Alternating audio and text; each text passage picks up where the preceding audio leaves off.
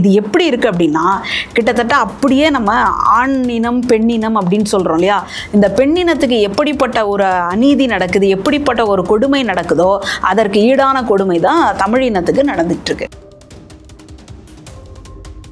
கல்யாணம் பண்ணிக்கிறாங்க அப்படின்னு சொன்னால், ஒரு ஆணை திருமணம் செஞ்சுக்கிறாங்கன்னு சொன்னால் ஆண் வீட்டில் இருந்து தான் சீர்சனத்தி கொடுப்பாங்க.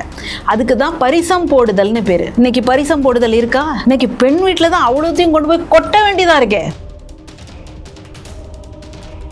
வெளிநாடுகள்லாம் போய் திருக்குறளை பேசுறேன், அதுலயும் எப்போரோல் யார் யார்வாயின்னு ரொம்ப வள்ளுவர் கேட்டார்னா படாத பாடுபடுவார் போல இருக்கு. இப்போ ஒரு பண்டமாற்று முறையிலிருந்து நாணயங்கள் வந்திருக்கு, அதுல யாருடைய பெயர் இருக்கு, அந்த பெயருக்கான அரசன் யார், அதனுடைய எழுத்துக்கள் என்ன அப்படின்றதெல்லாம் உலகாங்கிதம் அடையக்கூடிய ஒரு செய்தி. அது இல்லை அப்படின்னு சொன்னா வேற. பிளாஸ்டிக் சர்ஜரி எல்லாம் அதுல இருந்தா கண்டுபிடிச்சாங்கன்னு சொல்லி விநாயகருடைய தலையெல்லாம் பண்ணியிருக்கிறாங்களே அப்படின்னு சொல்லக்கூடிய அந்த வரலாறு எங்க இருக்கு? அந்த கற்பிதங்கள் எங்க இருக்கு? இங்க அறிவியல் ரீதியாக இவர் சொன்னது எங்க இருக்கு? அந்த கேள்வி இருக்குல்ல. அவ்வளோ பெரிய ஒரு வாழ்வாங்கு வாழ்ந்தாங்களே, அப்படின்னா அவங்க எங்க அப்படின்னு கேட்டா அதனுடைய தொடர்ச்சி தான் இங்க, இல்லை இதனுடைய தொடர்ச்சி தான் அங்க அப்படின்னு நம்ம ஒரு பாலம் போட்டு பார்க்குற மாதிரி இருக்கு. இப்போ இதை எப்படி நம்ம நொறுக்கிறது? அப்போ சிந்து சமவெளின்னு சொல்லாம சிந்து சரஸ்வதி நாகரிகம்டா முடிஞ்சு போச்சு இல்லையா? பூரி ஜெகநாதர் கோவில்ல இருக்கக்கூடிய பொக்கிஷ அறையினுடைய சாவி தமிழ்நாட்டுக்கு சேர்ந்துருச்சுன்னு பாருங்க. அப்போ தமிழன் என்ன திருடனா? தெரியல. இந்த அளவுக்கு ஒரு மோசமான ஒரு அரசியலை முன்னெடுக்கிறாங்க. இவங்க கிட்ட நம்ம எந்த வகையில நியாயத்தை எதிர்பார்க்க முடியும் அப்படின்ற சந்தேகம் இன்னைக்கு கடைகோடி மனிதனுக்கும் வந்துடுச்சு. இந்த கீழடி ஆய்வை இன்னும் இறுதி கட்டத்திற்கு எடுத்துட்டு போய் நம்மளுடைய நாகரிகத்தை உலகறிய செய்யணும்னா நம்ம தமிழக அரசு எடுக்க வேண்டிய முன்னெடுப்புகள் என்னென்ன?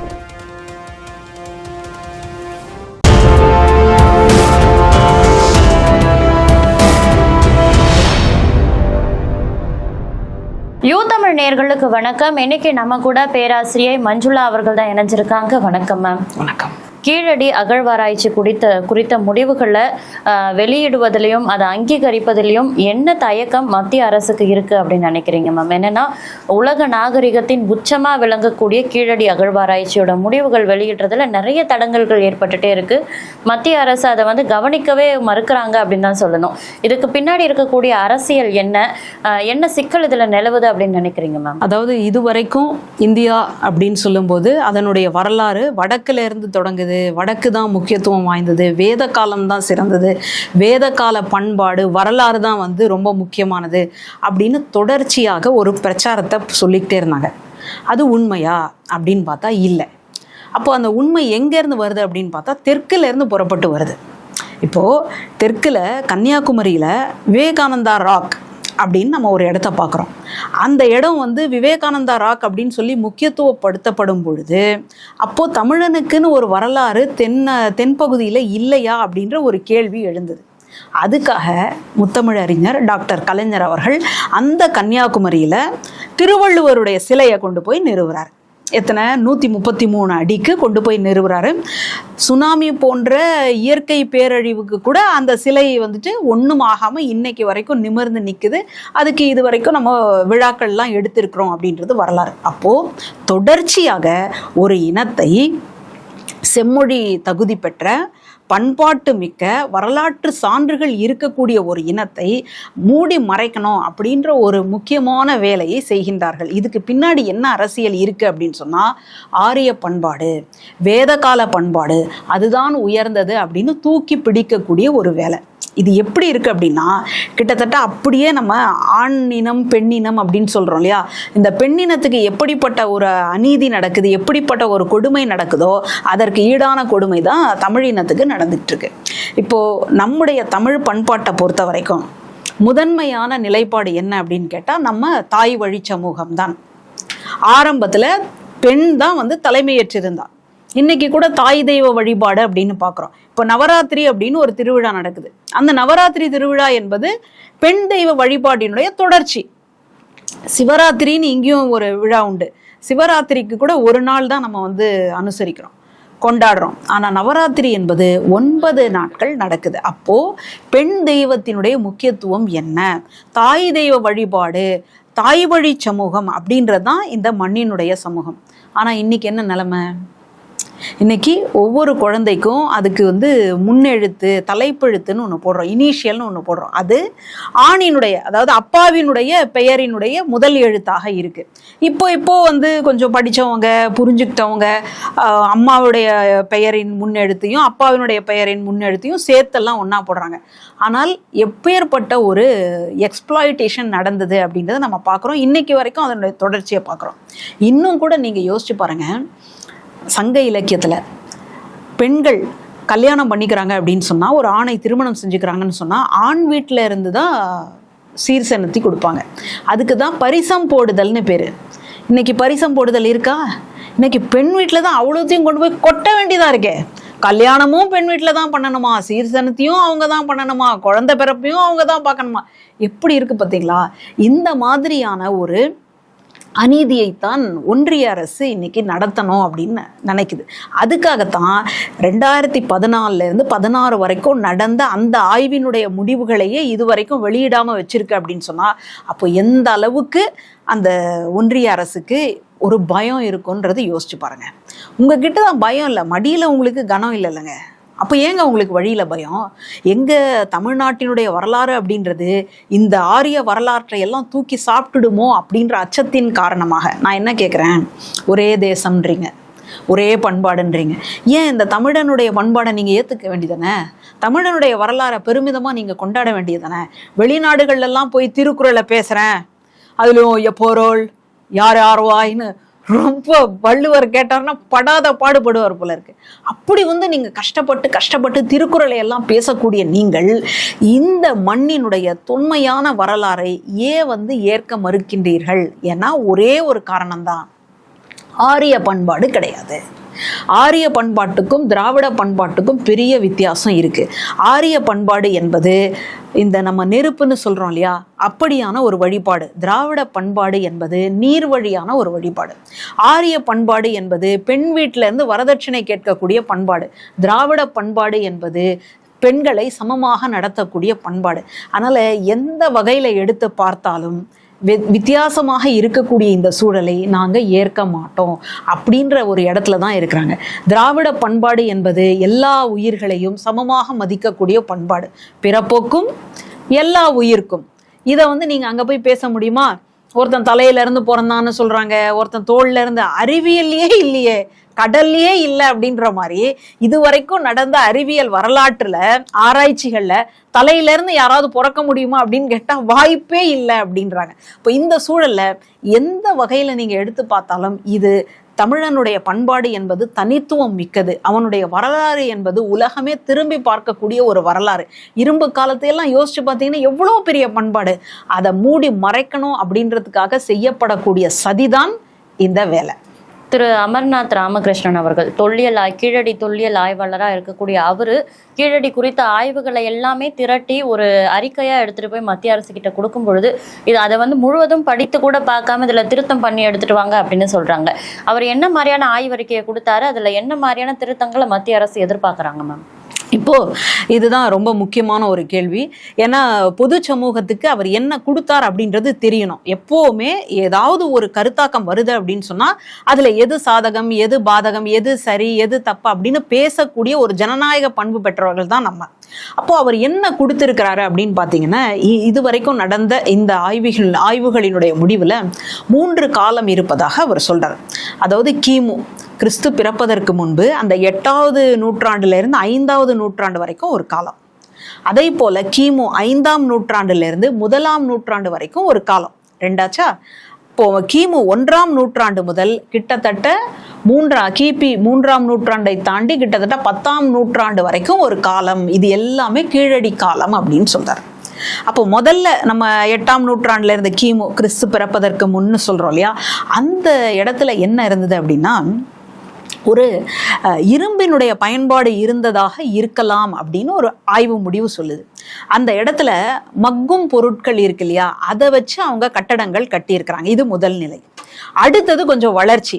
அங்கதான் நம்ம முதிர்ந்த வாழ்விடங்களை எல்லாம் நம்ம பார்க்குறோம். அந்த இடத்துல என்ன பயன்படுத்தி இருக்கிறாங்க அப்படின்னா, செங்கற்கள். இதையெல்லாம் பயன்படுத்தி கட்டுமானம் நடந்திருக்கு. அப்போ எப்படி பாருங்க, ஒரு காலகட்டங்களில் மக்கும் பொருட்களை வச்சு கட்டடம் கட்டியிருக்கிறாங்க.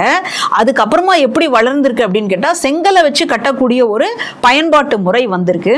அதுக்கு அடுத்ததாக பார்க்கும் பொழுது என்ன வந்திருக்கு அப்படின்னா காசுகள், நாணயம் அப்படின்னு சொல்றோம் இல்லையா, அந்த நாணயத்தினுடைய பயன்பாடு இருக்கு. பண்ட பரிமாற்ற முறையை தாண்டி பண பரிமாற்றம் வந்திருக்கு. அப்போ பாருங்க எவ்வளவு பெரிய ஒரு வளர்ச்சி நிலை இல்லையா. யோசிச்சு பார்க்கறதுக்கே இன்னைக்கு நமக்கு சிலிர்க்குது. இன்னைக்கு டிஜிட்டல் மீடியா இந்தியா, ஒளிரும் இந்தியாலாம் அப்படி பெருமைப்படுறீங்க இல்லையா. அப்போ ஒரு பண்டமாற்று முறையிலிருந்து நாணயங்கள் வந்திருக்கு. அதுல யாருடைய பெயர் இருக்கு, அந்த பெயருக்கான அரசன் யார், அதனுடைய எழுத்துக்கள் என்ன அப்படின்றதெல்லாம் புலகாங்கிதம் அடையக்கூடிய ஒரு செய்தி. அது இல்லை அப்படின்னு சொன்னா வேற. வேணும்ட்டே இவர் ஆய்வாளர் இவர் அமர்நாத் ராமகிருஷ்ணன் தான் அதுல எழுதி போட்டார் அப்படின்னு சொன்னா அது வேற. இருக்கக்கூடிய பொருளை வச்சு அடிப்படையில உணர்த்துறாரு அது. ஆமா, அதையும் அவரே சொல்லல. இதையெல்லாம் 4 இடங்களுக்கு அனுப்புறாங்க. அமெரிக்கால இருக்கக்கூடிய, புளோரிடால இருக்கக்கூடிய ஆய்வு நிறுவனத்துக்கு அனுப்புறாங்க, புதுச்சேரியில அனுப்புறாங்க. இந்த மாதிரி 4 இடங்களுக்கு அனுப்பி அவர்கள் சொன்ன ஆய்வினுடைய முடிவுகளை தான் நம்ம எழுதியிருக்கிறோம். இப்போ அவங்க சொன்ன முடிவுகளை எப்படி எப்படி எழுதணும்னு ஒரு வரையறை இருக்கு இல்லையா. இப்போ நம்ம கூட இது கல்லூரிகளில் ஒரு தீசிஸ் எழுதுறதுன்னு வச்சிருக்கிறோம், ஆய்வடி எழுதுறதுன்னு. அதுக்கு என்ன முறை? முதல்ல முன்னுரை கொடுக்கணுங்க, அதுக்கப்புறம் இயல் பிரிச்சுக்கணுங்க, அடுத்தது முடிவுரை கொடுக்கணுங்க, அடுத்தது இனிமேல் வருங்காலத்துக்கு எந்த மாதிரி ஆய்வு செய்யணும் அப்படின்னு ஒரு வரைமுறை வச்சிருக்கு இல்லையா. அந்த வரைமுறைக்கு உட்பட்டு அவர் எழுதுறார். எழுதி கொடுத்தா 2023 கொடுத்தா இன்னைக்கு என்ன சொல்றாங்க அப்படின்னா, இதுல எங்களுக்கு இன்னும் தரவுகள் வேணும். என்ன தரவுகள் வேணும்? இப்போ அவர் அங்க இருக்கக்கூடிய பானை ஓடுகளை அவர் செஞ்சாரான்னு கேட்டா இல்ல. தரவுகளே எதுவுமே இல்லாம பிரம்மனுடைய தலையில இருந்து மனிதர்கள் பிறந்தாங்க, கால்ல இருந்து சூத்திரர்கள் பிறந்தாங்கன்னு சொல்றவங்களுக்கு தரவுகள் எவ்வளவு இப்படி அடிப்படை ஆகுது? என்ன இப்படி சாதாரணமா சொல்லிட்டீங்க? இன்னும் கேட்டா பிளாஸ்டிக் சர்ஜரி எல்லாம் அதுல இருந்தா கண்டுபிடிச்சாங்கன்னு சொல்லி விநாயகருடைய தலையெல்லாம் பண்ணியிருக்கிறாங்களே அப்படின்னு சொல்லக்கூடிய அந்த வரலாறு எங்க இருக்கு?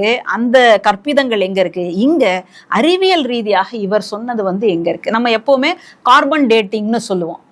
அதை வச்சுதான் ஆய்வுகளை நம்ம செய்வோம். இப்போ இந்த 3 காலகட்டங்கள்ல ரொம்ப முக்கியமானது என்ன செய்தி அப்படின்னு கேட்டா, நம்ம எல்லாம் உணவை தேடி ஒரு காலத்துல போயிட்டு இருந்தோம். அதுக்கு பேர் வேட்டையாடுதல்னு. போய் பழம் காய்கனி சாப்பிடுவோம், நம்ம நேர்ல பார்க்கக்கூடிய விலங்குகளை அடிச்சு அதை சாப்பிடுவோம். இதெல்லாம் வேட்டையாடக்கூடிய ஒரு நிலைப்பாடு. இது நாகரிகமற்ற வாழ்க்கை. ஆனா நாகரிகமான வாழ்க்கை எது அப்படின்னா, நம்மளை தேடி உணவு வருது, அதைத்தான் நம்ம விவசாயம்னு சொல்றோம். அங்க கிடைச்ச நெல்மணிகளை ஆய்வுக்கு உட்படுத்தி இருக்கிறாங்க. அதை வைத்து பார்க்கும் பொழுது அந்த நெல்மணிகள் என்பது காட்டு பயிராக வளர்ந்த இடத்துல இருந்து வீட்டு பயிராக வளர்த்தக்கூடிய இடம் வரைக்கும் தமிழனுடைய அந்த அறிவியல் காலகட்டம் இருக்குன்னு சொல்றாங்க. காட்டு பயிர் எது, வீட்டு பயிர் எதுன்னு இரண்டுக்கும் உண்டான வித்தியாசத்தை எப்படி கண்டுபிடிக்கிறாங்க? காட்டு பயிர் அப்படின்றது அதுவா வெயிலுக்கு மழைக்கு அதுவா முளைச்சு வர்றது.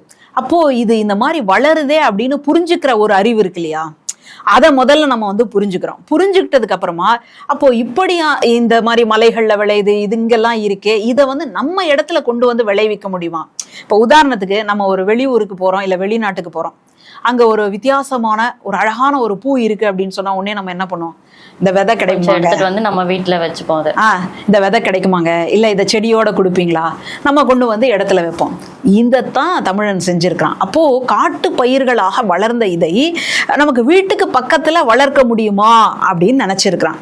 அதை எத்தனை தடவை முயற்சி பண்ணி பார்த்திருப்பான்னு யோசிச்சு பாருங்களேன். அந்த முயற்சியினுடைய பயனாகத்தான் நெல் விளைஞ்சிருக்கு.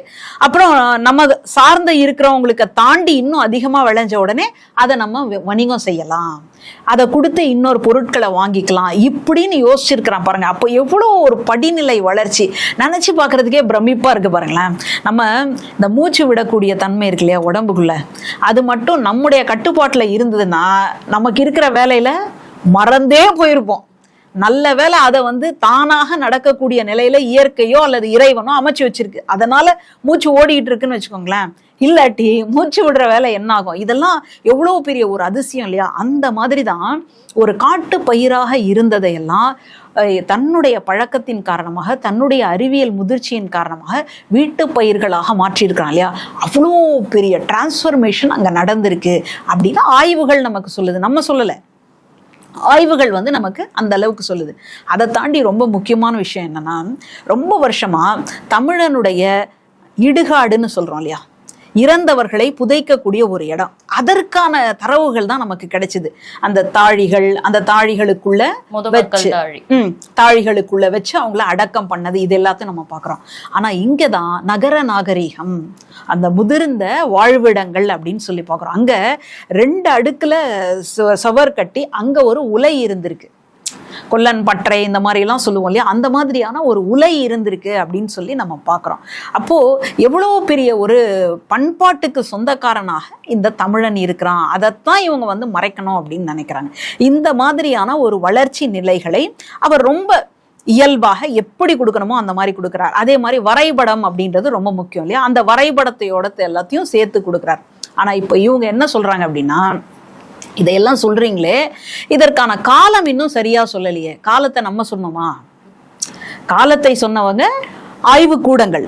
அப்ப ஆய்வு கூடங்கள் அந்த காலத்தை சொல்லும் பொழுது வெறுமனே பொத்தாம் பொதுவா இப்படிங்க கிமுல வந்து 900 1000 அப்படின்னு கொடுத்துருக்குமானா இல்ல, இந்த பொருளை வச்சு இப்படி ஒரு ஆய்வு செய்யும் பொழுது இந்த காலம் அப்படின்னு வரையறுக்கப்பட்டது அப்படின்னு கொடுத்துருப்பாங்க. அதைத்தானே இவர் பதிவு செஞ்சிருப்பாரு. இல்லைங்க, காலத்துல வந்து இன்னும் எங்களுக்கு நம்பகத்தன்மை வேணும் அப்படின்னா, காலத்துல நம்பகத்தன்மை இல்ல, நீங்க தமிழர்கள் மீது நம்பகத்தன்மையை வையுங்கள் அப்படின்னு தான் நம்ம சொல்றோம். இன்னொரு ஆச்சரியமான விஷயம் என்னன்னா, எப்பவுமே ஒரு சமூகத்துல ஒரு கலை வளர்ந்துருக்கு, ஒரு விளையாட்டுத்துறை வளர்ந்துருக்கு அப்படின்னு சொன்னா அந்த சமூகத்துல பண்பாடு வளர்ந்துருக்குன்னு அர்த்தம். ஏன்னா இப்போ வயிற்றுக்கும் வாழ்க்கைக்குமே போராட்டமா இருந்ததுன்னா நம்மளால ஒரு விளையாட்டு விளையாட முடியுமா? முடியாது. ஒரு கலையை வளர்க்க முடியுமா? முடியாது. அப்போ நம்ம வயித்தை தாண்டி நமக்கு ஒரு இடம் கிடைச்சிருக்கு, ஒரு ஸ்பேஸ் அப்படின்னு கிடைச்சிருக்கு. அந்த ஸ்பேஸ்னால தான் நம்மளால கலையை வளர்க்க முடியுது. அதனால அங்க கிடைச்ச தந்தத்தால் ஆன தாயக்கட்டை ரொம்ப முக்கியம். உடனே நீங்க மகாபாரதத்தை நினைச்சுக்க கூடாது, தர்மர் விளையாடினாடுற தாயக்கட்டை அந்த தாயக்கட்டை இல்ல, இது தந்தத்தால் செய்யப்பட்ட ஒரு தாயக்கட்டை. இதெல்லாம் அங்க கிடைச்சிருக்குன்னா அப்போ தமிழன் நல்ல சிறப்பாக ஆடை உடுத்தி இருக்கிறான். ஏன்னா நெசவுக்கான பொருட்களும் அங்க கிடைச்சிருக்கு. நல்ல நகை அணியக்கூடியது, அந்த சூது மணி, பவள மணிகள் இதெல்லாம் வந்து கிடைச்சிருக்கு, தொங்கட்டான் இதெல்லாமே. அடுத்ததாக இந்த தாயக்கட்டை கிடைச்சிருக்குன்னு சொன்னா விளையாட்டுல வந்து அவனுக்கு முக்கியத்துவம் இருந்திருக்கு அப்படின்றத எல்லாத்தையும் நமக்கு புரிஞ்சுக்க முடியுது. இப்ப இந்த சூழல்ல இன்னொரு முக்கியமான கேள்வி வைக்கிறாங்க. என்னன்னா, இதை எல்லாத்தையும் அவங்க வெளிச்சத்துக்கு கொண்டு வந்தாங்க, ஆனா அங்க என்ன வழிபாடு நடந்ததோ அதை மட்டும் மூடி மறைச்சிட்டாங்க. நமக்கு இப்போல்லாம் யாரும் பெருசாக வந்து செய்தி தாள்களை எல்லாம் எடுத்து படிக்கிறது இல்லை. இப்போ எல்லாருக்கும் இருக்கக்கூடிய ஒரே பல்கலைக்கழகம் எது அப்படின்னு கேட்டால் வாட்ஸ்அப் பல்கலைக்கழகம் தான். இந்த வாட்ஸ்அப்பில் என்ன அள்ளி விடுறாங்களோ அதான் உண்மை அப்படின்னு நினைக்கக்கூடிய இடத்த தான் பார்க்குறோம். இந்த வாட்ஸ்அப்பில் என்ன அள்ளி விட்டுருக்காங்கன்னா, இவங்க இங்கேருந்து இந்த மணி கிடைச்சதுன்னு சொன்னாங்க, பானை கிடைச்சதுன்னு சொன்னாங்க, இதெல்லாம் கிடைச்சதுன்னு சொன்னாங்க, கடவுள் கிடைச்சதுன்னு சொன்னாங்களா? மூடி மறைச்சிட்டாங்க. நாங்க ஏங்க மூடி மறைக்க போறோம்? கிடைச்சிருந்தா இதெல்லாம் கிடைச்சிருக்குன்னு சொல்லி ஆய்வுக்கு அனுப்பியிருப்போம் இல்லையா? அப்போ அந்த இடத்துல கிடைக்கல அப்படின்றது தான் உண்மை. இன்னும் கூட பல கட்ட ஆய்வுகள் பிறகு கிடைச்சிது அப்படின்னு சொன்னா கிடைச்சிதுன்னு சொல்ல போறோம், அதனுடைய ஆராய்ச்சியினுடைய முடிவையும் வெளிப்படுத்த போறோம். அப்போ இவங்க இந்த ஆராய்ச்சிக்கு நடுவுலையும் இவங்க என்ன சொல்றாங்க அப்படின்னா, இவங்க வேணும்ட்டே கடவுள் அப்படின்றத மறுக்கிறதுக்காக தயாரா இருக்கிறாங்க, வழிபாட்டு இடங்களை எல்லாம் இவங்க வந்து மூடி மறைக்கிறாங்க அப்படின்னு பொய்யான ஒரு குற்றச்சாட்டை சொல்றாங்க. அதை வந்து நம்புறதுக்கும் நிறைய பேர் இருக்கிறாங்க அப்படின்றதுதான் ரொம்ப மோசமான ஒரு சூழல். இன்னைக்கு இந்த தமிழ்நாட்டிலேயே தமிழனுடைய வரலாற்றை, தமிழனுடைய அந்த பண்பாட்டை ஒன்றிய அரசு வந்து வேண்டான்னு தவிர்க்கிறத கூட ஒத்துழைப்பு கொடுக்கறதுக்காக தமிழர்கள் தமிழ்நாட்டில் இருக்கிறாங்களே அப்படின்ற ஒரு வேதனை தான் இன்னைக்கு வரைக்கும் நம்ம கிட்ட இருக்கு. இப்போ இவ்வளவு ஆய்வு முடிவுகளை இறுதி கட்டம் வரைக்கும் கொண்டு போக செய்த திரு அமர்நாத் ராமகிருஷ்ணன் அவர்களை நொய்டாவிற்கு இடமாற்றம் செஞ்சிருக்க இந்த நிலையில சிந்து சமவெளி நாகரிகம் சிந்து சரஸ்வதி நாகரிகமா மாறி இருக்க போக்க எப்படி பாக்குறீங்க மேம்? அது மாறியில, இவங்களா பேரை அந்த மாதிரி மாற்றப்பட்டிருக்கு. நான் என்ன கேட்குறேன், சமஸ்கிருதத்துக்கு வடமொழிக்கு அதனுடைய ஆராய்ச்சிக்காக எத்தனையோ கோடிகளை வந்து செலவிடுறாங்க, ஒதுக்கி இருக்கிறாங்க. சரி, செஞ்சுக்கோங்க, அது உங்க ஆத்ம திருப்தி, உண்மையிலேயே அந்த மொழி வந்து பிறந்து கூட வரட்டும். ஆனா தமிழ் செம்மொழி தகுதி பெற்றது. தமிழுக்கு இன்னும் எந்தெந்த வகையில் ஆராய்ச்சிகள் நடக்கணும் அப்படின்னு அறிஞர்கள் ஒரு பட்டியல் வச்சுருக்கிறாங்க. ஏன் அப்போ அந்த மொழிக்கு நீங்கள் அதுக்கு செலவு செய்த ஒதுக்கிய அந்த நிதியிலேருந்து கொஞ்சமாவது இதுக்கு போடக்கூடாதா அப்படின்னு தான் வந்து நம்ம கேட்குறோம். அப்போது இவங்களுடைய நோக்கம் என்ன அப்படின்னு கேட்டால், இல்லாத ஒரு மொழியை, செத்துப்போன ஒரு மொழியை, இன்னும் கேட்டால் அந்த மொழியை யாருமே காதலியே வாங்கிக்க கூடாது. யார் அப்படின்னு கேட்டால் காலுக்கு கீழே பிறந்தவங்கெல்லாம் அதை காதாலேயே கேட்கக்கூடாது, கேட்டால் பாவம் அப்படின்னு சொல்லி அப்படியே பொத்தி பொத்தி வைக்கப்பட்ட ஒரு மொழி இன்னைக்கு அழிவினுடைய விளிம்புக்கு போயாச்சு. இப்போ நான் மறுபடியும் அதை மீட்டெடுக்கிறேன் அப்படின்றது எவ்வளோ பெரிய மோசமான செயல்பாடு அப்படின்றத நீங்கள் யோசிங்க. அப்போ இந்த மாதிரி தான் அந்த சிந்து நாகரிகம் அப்படின்றது, சிந்து சமவெளி நாகரிகம் அப்படின்றதுல அங்கேயும் அப்போ அங்கே அவ்வளோ ஒரு பெரிய நாகரிகம் இருந்தது இல்லையா, அவங்கெல்லாம் எங்கே போனாங்க? அந்த கேள்வி இருக்குல்ல. அவ்வளோ பெரிய ஒரு வாழ்வாங்கு வாழ்ந்தாங்களே, அப்படின்னா அவங்க எங்கே அப்படின்னு கேட்டால் அதனுடைய தொடர்ச்சி தான் இங்கே, இல்லை இதனுடைய தொடர்ச்சி தான் அங்கே அப்படின்னு நம்ம ஒரு பாலம் போட்டு பார்க்குற மாதிரி இருக்கு. இப்போ இதை எப்படி நம்ம நொறுக்கிறது? அப்போது சிந்து சமவெளின்னு சொல்லாமல் சிந்து சரஸ்வதி நாகரிகம்டா முடிஞ்சு போச்சு இல்லையா? இப்போது ஒன்று நம்ம எதிருக்கு எதிரில் நின்று சண்டை போட்டு முடிக்கிறது, இல்லை எதிரில் நின்று சண்டை போட்டு முடிக்க முடியல அப்படின்னா அப்படியே கட்டி பிடிச்சிக்கிட்டு அப்படியே அழுத்திடுறது, அவ்வளோதான். ரெண்டே முறைப்பாடு தான். ஒன்று நேரடியாக நேர்மையாக இருந்து போராடுறது. நேர்மையெல்லாம் வேலைக்கு ஆகாதுங்க, நேர்மையெல்லாம் சரிப்பட்டு வராதுங்க. அதனால் அப்படியே ஒரு அன்போடு உங்களை வந்து அரவணைச்சிக்கிறேன் அப்படின்னு சொல்கிற மாதிரி சிந்து சரஸ்வதி நாகரிகம்னுவாங்க. அதுக்கப்புறம் சிந்து ஏன் சரஸ்வதி தான் கல்விக்கான கடவுள்னு சொல்லி சரஸ்வதி சிந்து நாகரிகம்னு. இப்போ ஒண்ணும் வேணாம், கடவுள் பெயரால தோன்றிய நாகரிகம், கடவுளை பேசக்கூடாது அப்படின்னு. அதனால கடைசியா வேத நாகரிகம் தான் உயர்ந்தது அப்படின்னு தூக்கி பிடிப்பதற்காகத்தான் இந்த ஒரு நிலைப்பாடு. இப்போ ஒண்ணும் வேணாம், நமக்கு தெரிஞ்ச ஒரு மருத்துவமனை நல்லா நடந்துகிட்டு இருக்கோம். அந்த மருத்துவமனை கொஞ்சம் நொடிஞ்சு போற மாதிரி நிலைமைக்கு வந்தா உடனே இன்னொரு ஒரு நல்ல ஒரு சோஷியல் ஆண்டர்பிரினர் என்ன பண்ணுவார் அப்படின்னு சொன்னா அதை வந்து வாங்கிப்பார். பிஸ்னஸ்மேன் வாங்கின உடனே அந்த பழைய பேரை மாற்ற மாட்டார், கூட என்ன பண்ணுவார்னா இவருடைய பேரையும் சேர்த்து போடுவார். இது கொஞ்ச நாள் மக்களினுடைய பயன்பாட்டுக்கு வந்துகிட்டே இருக்கணும். ஒரு காலகட்டங்களில் அந்த பழைய பேரை எடுத்துட்டு இவர் பேர் மட்டும் வரும் இல்லையா, அந்த வேலையை செய்யறதுக்காகத்தான் சிந்து சமவெளி அப்படின்றதுக்கு பதிலாக சிந்து சரஸ்வதி நாகரிகம் அப்படின்றாங்க. ஒரு காலகட்டங்களில் வெறும் சரஸ்வதி நாகரிகம் தான் அப்படின்னு சொல்லுவாங்க. நமக்கு என்ன சந்தேகம்னா, இவ்வளோ நாளாக ஏதோ தேர்தல் ஆணையம் வந்து பாஜக கூட்டணியில் இருக்குது, மற்ற நீதிமன்றங்கள்லாம் பாஜக கூட்டணியில் இருக்குன்னு நினச்சோம். ஆனால் இப்போ தான் தெரியுது தொல்லியல் துறையும் பாஜக கூட்டணியில தான் இருக்கு போல இருக்கு அப்படின்னு இப்போதான் நமக்கு தெரியுது. இப்போ இவ்வளோ பெரிய பாரம்பரியம் மிக்க ஒரு ஆய்வை எந்த அளவுக்கு ஊற்றி மூடினாங்க அப்படின்றத யோசிச்சு பாருங்க இல்லையா? அப்போ இந்த சிந்து சரஸ்வதி நாகரிகத்தையும் அந்த மாதிரி தான் அவங்க கொண்டு வர பார்க்குறாங்களே தவிர இதுல எந்த விதமான அறிவியல் நோக்கமும் கிடையாது, இதுல எந்த விதமான அறிவியல் பார்வையும் இல்லை அப்படின்றது தான் எல்லாருடைய, அதாவது அறிவு இருக்கிறவங்க சொல்லக்கூடிய வாதம். இந்த கீழடி ஆய்வை வந்து இன்னும் இறுதி கட்டத்துக்கு எடுத்துட்டு போய் நம்மளுடைய நாகரிகத்தை உலகறிய செய்யணும்னா நம்ம தமிழக அரசு எடுக்க வேண்டிய முன்னெடுப்புகள் என்னென்ன? இன்னைக்கு வந்து தமிழ்நாட்டினுடைய அரசு ஒரு போராட்டம் நடத்தணும். நேற்றைய தினம் திராவிட கழகத்திலிருந்து இந்த அறிக்கைகளை வந்து ஏற்றுக்கணும் அப்படின்றதுக்கான ஒரு போராட்டம் பண்ணுறாங்க. அப்போது இது வந்து உலக அளவில் போகிற வரைக்கும் தொடர்ச்சியான ஒரு போராட்டத்தை நாங்கள் நடத்துவோம் அப்படின்னு சொல்லி திமுக அரசு சொல்லியிருக்கு. அதாவது இந்த மாநிலத்தினுடைய அரசு வந்து சொல்லியிருக்கு. இதுவே வந்து சரியான ஒரு அணுகுமுறையாக இருக்கும் அப்படின்னு நான் நினைக்கிறேன். இதை தாண்டி நம்ம வேற என்ன பண்ணணும் அப்படின்னா சட்ட ரீதியான போராட்டம். இப்போது எப்படி அமர்நாத் அவர்கள் வந்து இந்த தரவுகள்லாம் கீழடியிலிருந்து கண்டெடுக்கப்பட்ட பொருட்கள் கர்நாடகாவில் வச்சுட்டு ஆனால் அறிக்கை எழுதணும்னு சொல்ல வேண்டிய அந்த நபரை மட்டும் அசாமுக்கு மாற்றி விட்டு மறுபடியும் அவர் வந்து சட்ட ரீதியாக போராட்டம் பண்ணி போய் இந்த ஆய்வறிக்கையை நமக்கு கொடுத்துருக்கார் இல்லையா, அந்த மாதிரி சட்ட ரீதியான போராட்டம் மட்டுமே நமக்கு வந்து கை கொடுக்கும் அப்படின்ற ஒரு நிலைமையில தான் இருக்கு. இன்னைக்கு இன்னும் ஒரு முக்கியமான விஷயத்தை நம்ம கவனிக்க வேண்டியது என்ன அப்படின்னு கேட்டால், என்ன நடந்தாலும் அதை பற்றி அதுக்கெல்லாம் காதே கொடுக்காம ரொம்ப அராஜக போக்கோட, எதேச்சதிகாரம்னு சொல்லுவோம் இல்லையா, அந்த மாதிரி ஒரு அராஜக போக்கோட இந்த அரசு செயல்படுதே அப்படின்ற ஒரு வருத்தம் தான் நமக்கு. ஏன்னா தமிழ்நாட்டின் மீது எங்களுக்கு ஆர்வம் இருக்குது, தேர்தல் நேரத்தில் பிரதமர் எத்தனை முறை வந்து தமிழ்நாட்டுக்கு வந்துட்டு போனார் அப்படின்னு சொன்ன இவர்கள் தான் பூரியில் வந்து ஒன்றிய அரசினுடைய பிரச்சாரம் எப்படியாக இருந்தது அப்படின்றதுக்கு பதில் சொல்லுவாங்களா? பூரியில இருக்கக்கூடிய அந்த ஒரு கோவில் தமிழன் நாடாள வேண்டுமா அப்படின்ற ஒரு வாதத்தை முன் வச்சிருந்தாங்க. தமிழன் வந்து நாடாள வேண்டுமா? அதை விட மோசமான கருத்து என்னன்னா, பூரி ஜெகநாதர் கோவில்ல இருக்கக்கூடிய பொக்கிஷ அறையினுடைய சாவி தமிழ்நாட்டுக்கு வந்து சேர்ந்துருச்சுன்னு பாருங்க. அப்போ தமிழன் என்ன திருடனா? தெரியல. அப்போ இந்த அளவுக்கு ஒரு மோசமான ஒரு அரசியலை வந்து முன்னெடுக்கிறாங்க. இப்போ இவங்க கிட்ட நம்ம எந்த வகையில நியாயத்தை எதிர்பார்க்க முடியும் அப்படின்ற சந்தேகம் இன்னைக்கு கடைக்கோடி மனிதனுக்கும் வந்துடுச்சு. அதனால இன்னைக்கு அரசு என்ன பண்ணுது அப்படின்னா, ஒண்ணு அறப்போராட்டம், இன்னொன்று சட்ட போராட்டம்.